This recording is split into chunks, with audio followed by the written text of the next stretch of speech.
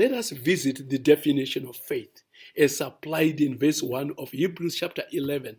And this time I'll be reading from the New King James Version. Now faith is the substance of things hoped for, the evidence of things not seen.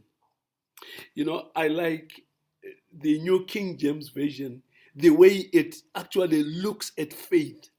It looks at faith as having an entitlement already. You already have it.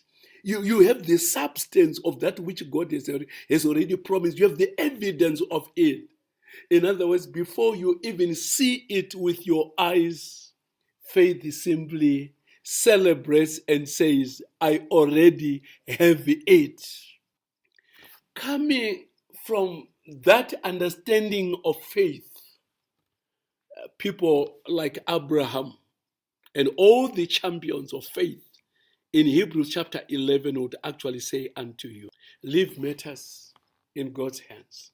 If it concerns God, and if it's God who has said it, and if it's God who has promised, learn to leave matters in his hands. When God has said something, he has the power and the ability to fulfill what he has said. No wonder the champions of faith in Hebrews chapter 11 trusted him with all their lives.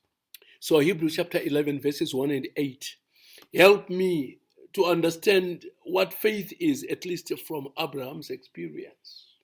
As I was preparing this devotional and going through study and praying, the Holy Spirit impressed in my mind to understand faith from another angle. And this is the fresh understanding that I have. Faith is seeing God in his promise. Faith is seeing God in his promise.